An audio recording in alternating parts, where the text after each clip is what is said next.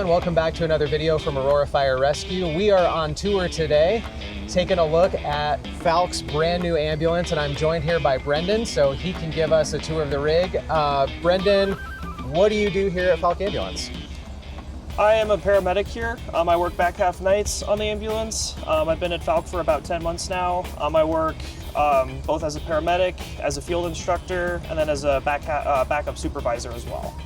Awesome, and if you're new to the channel and you haven't seen any of our other videos yet, you might be wondering why we're here at Falck and not at an Aurora fire station.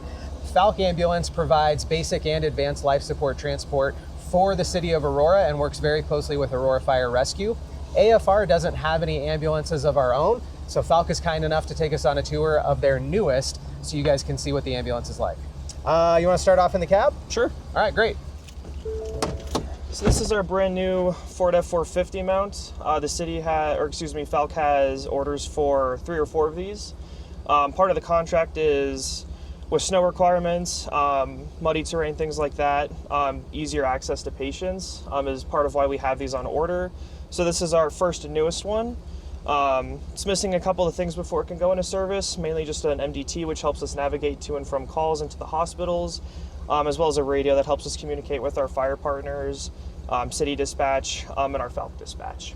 What is different in here than like a standard F450, maybe starting up here at the top? Yeah, so first of all, we've got this backup camera here. Obviously, anytime we're operating heavy vehicles like this, we'll use a backer, but this camera kind of functions as a rear view mirror, helps us see areas that, with the ambulance being so big and wide, that we wouldn't normally be able to see. So this kind of helps with that. We have our own Ace Tech cameras here, so those track and monitor our driving, our speeds, make sure we're operating the vehicles responsibly, and then we use it for safety review as well. So it's good for re-education and training as well. It kind of keeps us accountable as drivers, making sure we're operating everything safely, and yeah. So this little camera's on you all the time as you're driving around? All the time.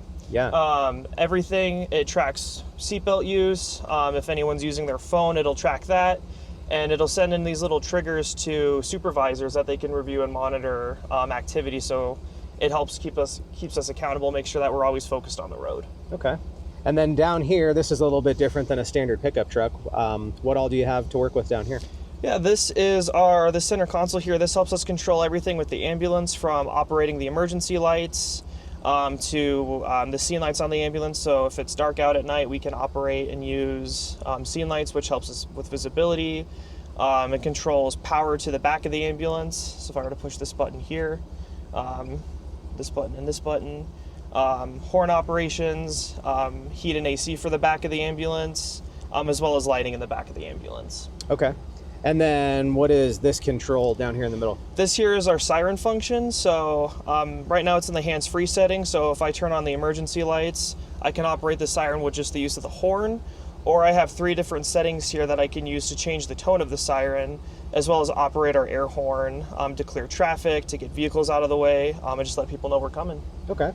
And then looking behind us, you've got like a little pass-through window, it looks like.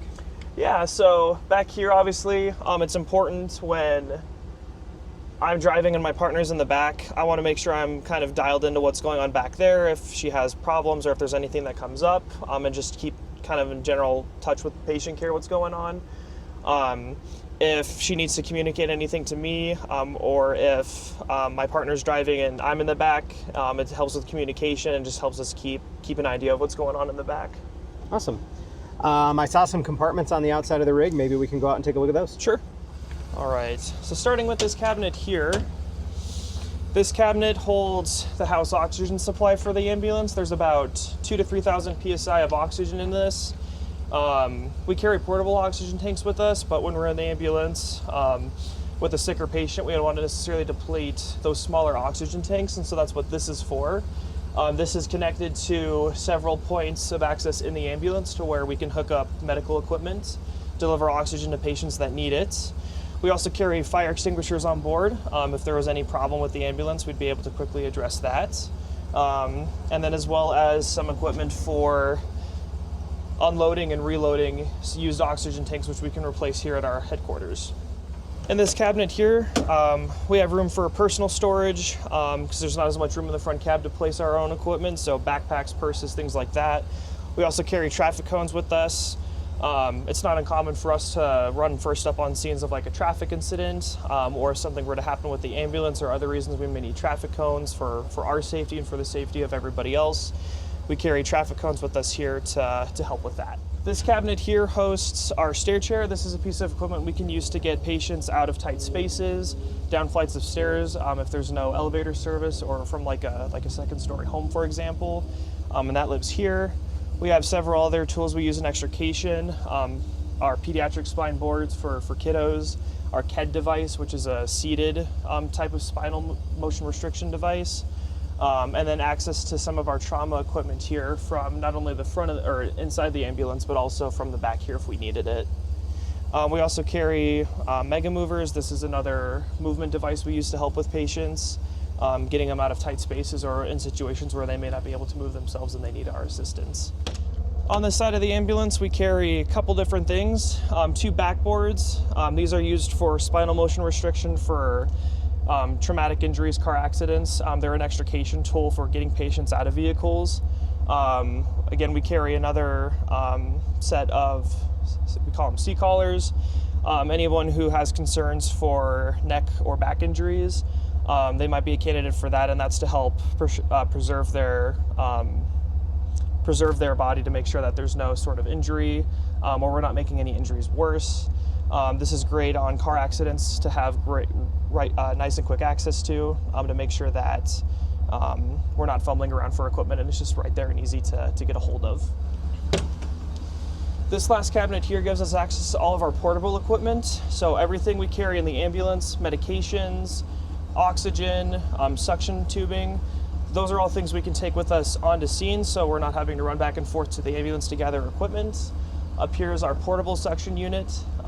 Here we've got our portable oxygen as well as some medications related to airway emergencies. So asthma, things like that. We carry a couple medications and a couple different oxygen delivery devices in here. We also have our airway and medicine kits here. So for sicker patients or people who require a little bit more assistance, we can bring these kits with us, and every single medication that's on the ambulance, every single airway device or oxygen delivery device we carry in here too, so that we can bring our care to the patient and not have to worry about delaying patient care to get them back to the ambulance. All of our ambulances have side door access here. So this little step pops out here and we can step on inside.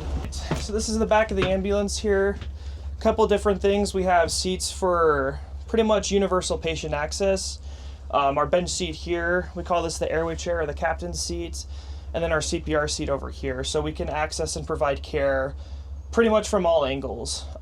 These stretchers are secured with an electronic loader, as well as our patients being secured with safety belts to ensure that there's total safety whenever the ambulance is in motion.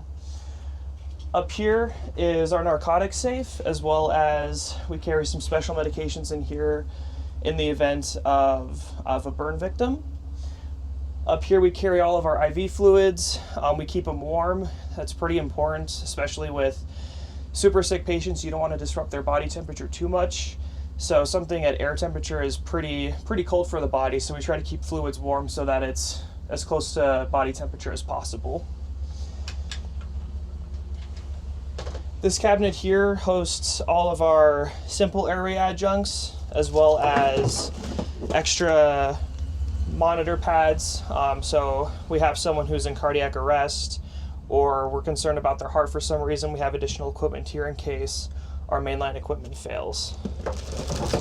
We also carry our more advanced airway equipment here, as well, including our intubation kits, as well as our eye gels, which is another type of advanced airway we may use to help our super sick patients. Down here is access to more of our internal or our external kits. We carry, it's called an IO kit. It helps us deliver medications and fluids to patients.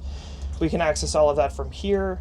Extra stretcher batteries if we need them, as well as general maintenance and cleaning equipment for the ambulance at the end of shift. Over here we have various size gloves depending on what we may need, as well as one of our oxygen delivery devices here that connects to that portable oxygen, or excuse me, that house tank outside. In here is all of our IV equipment. IVs are a type of device we use. It's an invasive procedure to gain access to patients' veins. We can deliver medications that way, give them fluids, and this is all of the various equipment we use for that. Over here is some miscellaneous stuff. Vomiting bags in case a patient feels like they're going to get sick, protective equipment for us, masks, N95 respirators, as well as manual blood pressure cuffs of different sizes, and some other diagnostic equipment. At Falck Aurora Fire, we use a bin system. This helps us kind of categorize all of our equipment into different categories. It makes restocking easier. It makes keeping track of what type of equipment is on the ambulance easier for us so that we're always stocked and ready to go.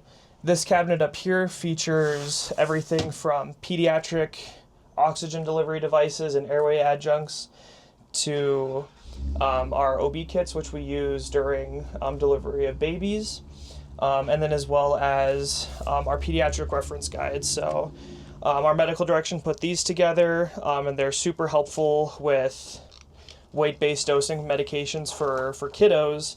It gives us all of our medications, the indications for those medications, some reminders about those medications, and as well as the proper and appropriate dosing for those medications. Down here is all of our trauma equipment, so any type of traumatic injury, anything related to treating that is what we would find down here.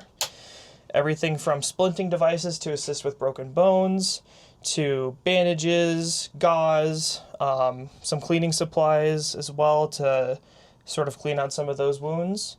And then tourniquets, things like that we would all find in this cabinet here. And I can see the stair chair mounted on the door, so that's that access compartment on the backside we saw where you could get to this stuff from outside if you had to. Correct.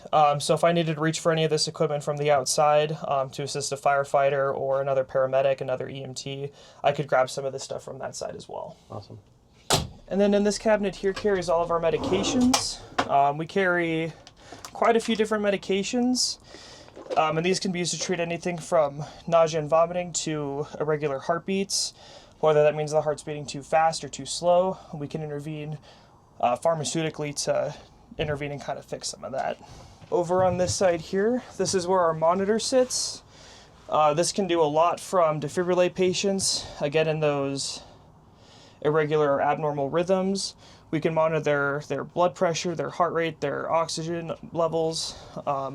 We have more of those oxygen delivery systems here, as well as extra equipment for heart monitoring or anything that we may need for that.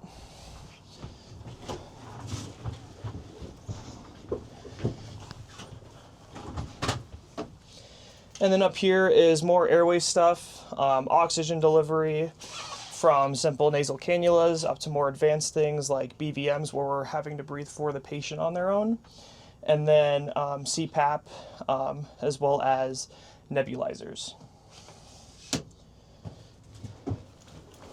Similar to up front, this is kind of the back control panel here, so I can operate the lights, the AC, the exhaust vents, pretty much everything that I control from the front of the ambulance I control from back here as well.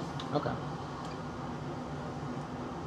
And then the little door there, that's how you get to the house oxygen that we saw outside? I can reach through in here. It tells me here how much oxygen I've got in the ambulance, but I can also check back here to verify that, to make sure that the electronic read I'm getting matches what is actually on the oxygen. And then back here is kind of some electrical panels stuff. If mechanics or fleet needs to access the ambulance for whatever reason. The modem, we have Wi-Fi in the ambulances for uploading and doing our reports. All of that is accessed back here. With the type of cots we have, everything that's red moves something, so if I push down on this tab here, there's an electronic arm that kind of catches the stretcher and keeps it from moving, and with just the push of a button, I can raise and lower equipment to safely and properly get this stretcher out, and I can take this to where the patient is and to bring them back to the ambulance. And then you just line it up.